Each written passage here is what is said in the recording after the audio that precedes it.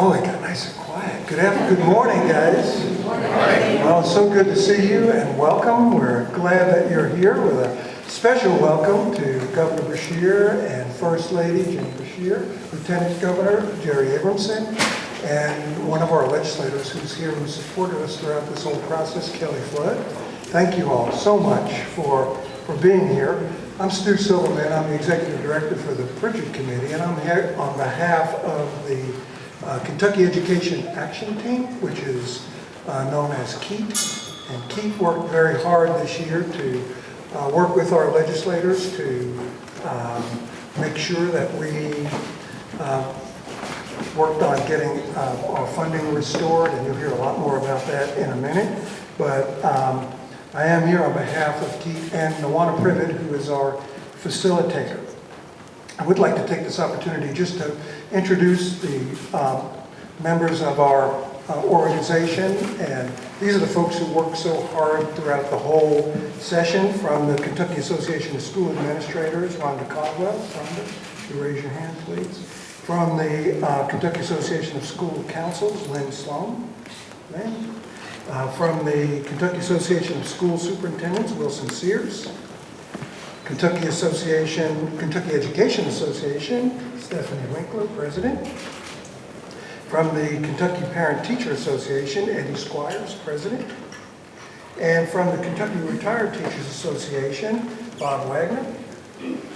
And the Kentucky School Boards Association, Shannon Stiglitz is here, and I'm representing the Pritchard Committee. Our organizations represent about 155,000 members and their families. So that's a lot of folks out there who are supporting education and making sure that we move forward.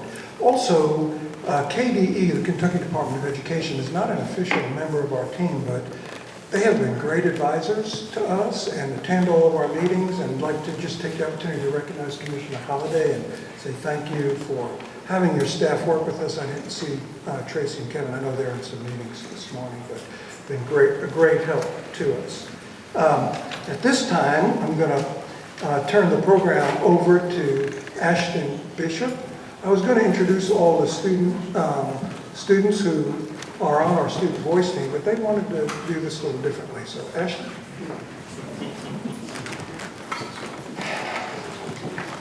Governor Beshear, members of the Legislative Assembly, and other friends, my name is Ashton Bishop, and I just finished 7th grade last week at Greene County Middle School in Greensboro, Kentucky. Like many other districts in this state, Greene County struggles with making sure students have what they need to learn at high levels, and it's not because students or teachers don't care. Though I take a lot of pride in my school, it is not an exceptionally wealthy one, and it has its share of problems beyond academics. In my middle school, just an hour southwest of here, there are 358 students, 67% of whom receive free or reduced lunch. Kids talk about drugs all the time and how they and their parents are using and selling them. And I personally know students my age, 13 years old, who are or recently were pregnant. But just because we are up against a lot does not mean we cannot achieve. For me and many other my friends, education is a lifeline and our best path to a better future. I, for one, like math and science, and I plan to go to medical school one day. That is why I was saddened to learn due to budget cuts, many teaching jobs at my school have been filled with less qualified aides. 3 teachers I know have recently lost their jobs. Our internet is slow, and we have a wireless lab where more than half the computers don't work. I know I'm not alone in caring about my school and getting the best possible education I can. But when I look around me, I often wonder whether people in charge of making decisions to improve our school are feeling the same.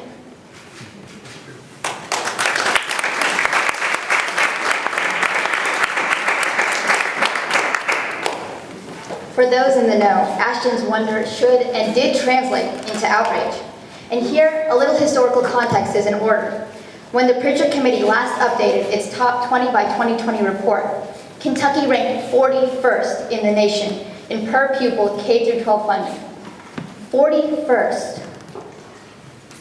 At the same time we were demanding more from our students, we were not keeping up with their needs. The General Assembly took a critical step in 2009 by mandating higher standards. But ever since, state funding for specific programs has been drastically cut. It reduced or even eliminated its essentials, from textbooks to other classroom materials, and even professional development for teachers. The state cuts combined with federal cuts put pressure on the local districts to increase property taxes. But what happens in a district with fewer homes and cheaper land? Poorer districts fall deep into an inescapable gap that is growing more rapidly every day. And this is a fact that is not lost on students. When a team of us traveled to Whitesburg, Kentucky in Letcher County last fall to speak with high schoolers there, we asked them bluntly, do you see any differences between the resources in your school and those in other districts? We watched as 6 teenagers nodded vigorously, and one girl, Courtney, seemed to speak for the whole group. I do have a friend that goes to a high school way far away from here. They have more programs in their school than I can count. Their academic level, where they get more funds, is so much more than what it is here. But if there is a silver lining to the growing concern of students and others about the impact of the erosion of state school funds, the evidence is right here in this room. For the first time in a long time, education advocates from 8 of Kentucky's most influential organizations came together and spoke as one. The Kentucky Education Action Team, or KEAT, representing 155,000 Kentuckians and their families, decided to focus on renewing our investment in Kentucky schools and Kentucky children. KEAT set out to activate its members and make the case that students across the Commonwealth could no longer wait for a deeper investment in our schools. That's when the Our Students Can't Wait campaign was born. What's your name?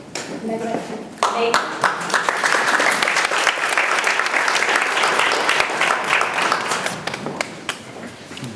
When the Pritchard Committee's student voice team was invited to work with KEAT, we were moved by our charge to amplify the voices of fellow students in policymaking to improve Kentucky education.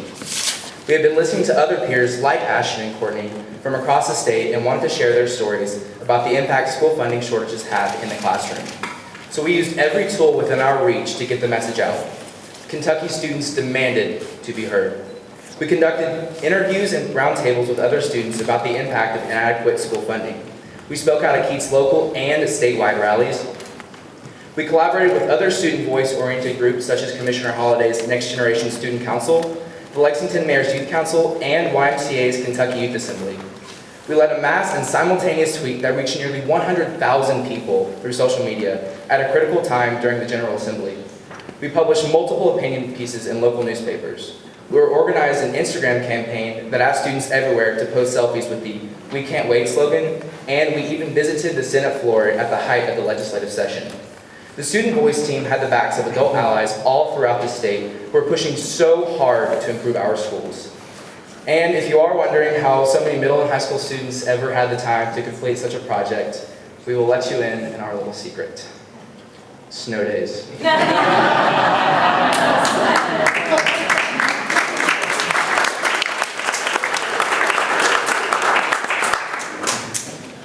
Thank you to Megan and Kuchimodi from Paul Dunbar High School and Gentry Fitch from West Chestnut High School.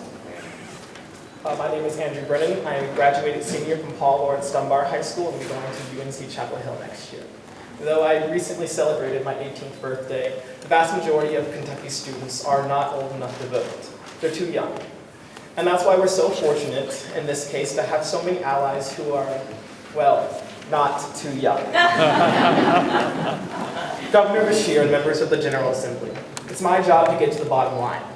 Everyone says that investing in education is investing in the future, but what you did this year means something real for today's students. Thanks to you, and also to First Lady Beshear, for the first time in 8 years, Kentucky has significantly increased investments in early childhood programs. An act that includes $96 million to restore child care subsidy funds to help hundreds of working families. $18 million to expand preschool for thousands of lower-income 4-year-old children, and $9 million for the HANDS program, home visiting program, to ensure that more of Kentucky's youngest learners have the smoothest possible transition from home to school. Thanks to you, the state's main school funding formula called SEEP will see a $189 million increase, resulting in raises for teachers and employees who are doing so much more with so much less. Thanks to you, Governor Beshear, members of the legislature, and your ability to restore some of our school's flexible focus funds, my fellow students will start to see improved internet access and technology and textbooks that aren't older than we are. But we still have a lot of work to do to ensure that our schools maintain adequate funding, and we are up against a lot. After all, we're still recovering from a devastating recession, and as often seems to be the case, there's another huge election year this year. There is clearly a growing consensus, though, that investing in Kentucky students pays real dividends for individuals, employers, and the broader community, and must continue to be a top priority. Kentuckians came together in 1990 with the Kentucky Education Reform Act, again in 2009 with Senate Bill 1, and this past year in 2014 to send the message that our kids can't wait for more adequate funding for public schools. Now, looking towards the future, students are ready to join forces with you again to make the next step, to increase the size of the pie for all aspects of public education, from pre-K through post-secondary.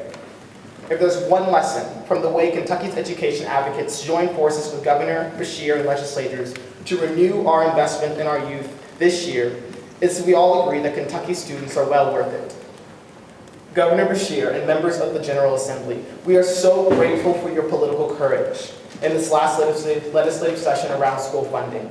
You fought for us and our schools at a time where students needed it most, where there was no new revenue. As students, we appreciate this chance to speak out on a critical issue such as funding our schools. You, Governor Beshear, and members of the legislative session are setting a strong example for Kentucky's young people and making solid decisions, however difficult, that represent long-term investments as opposed to immediate gratification. So, in the final analysis, we can't wait another moment to say thank you for sticking up for Kentucky.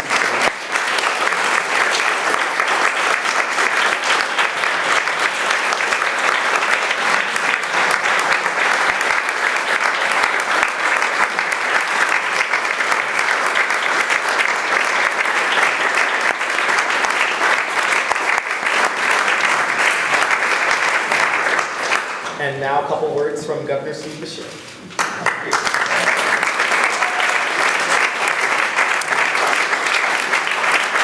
Thank you. I don't know about you, but I think we've just heard from 4 future governors.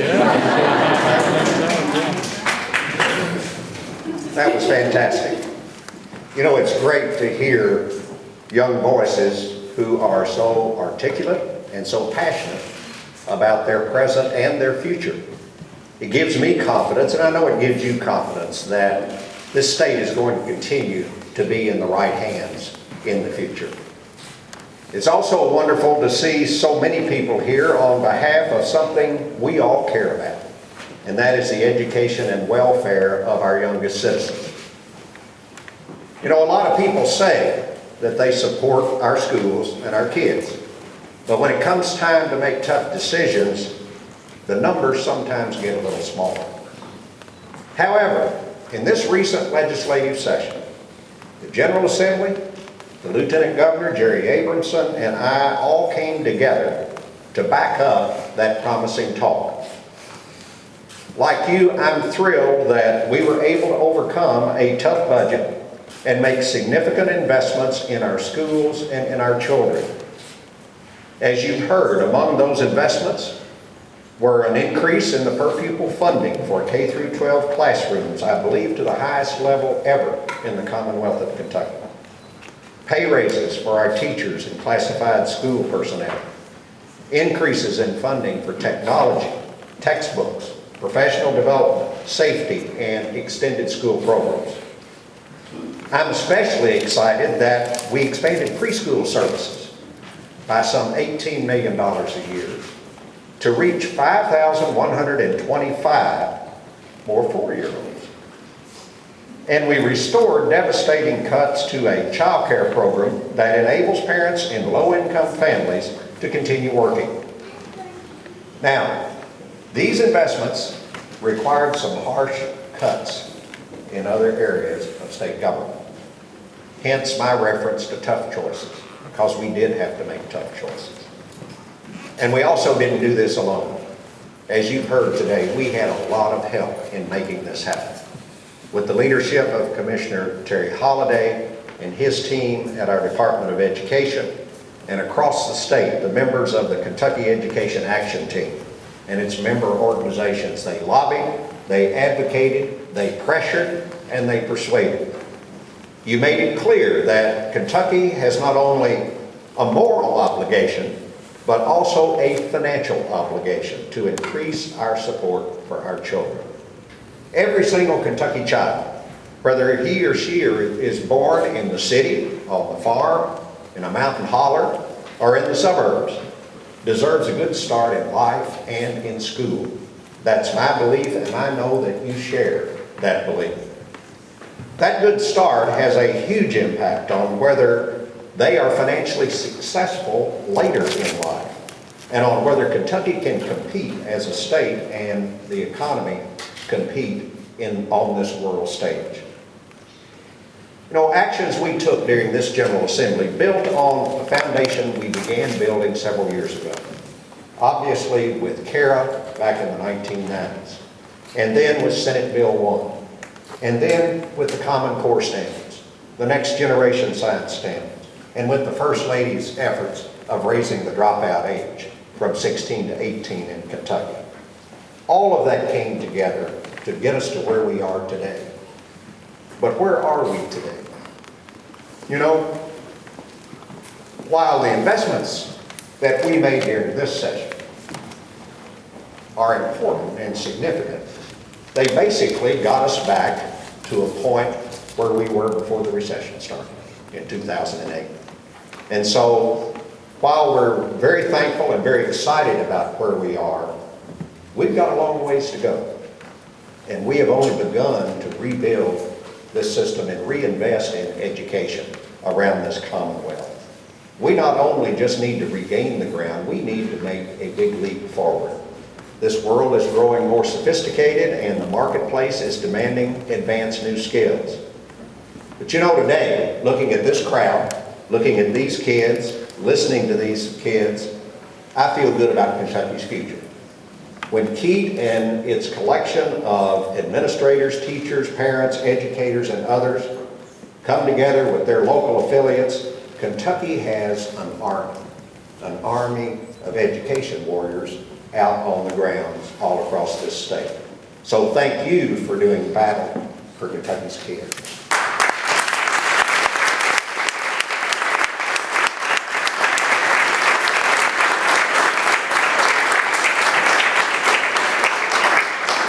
Thank you, Governor, and on behalf of Keith and all of our kids, we sure do appreciate everything that you guys did.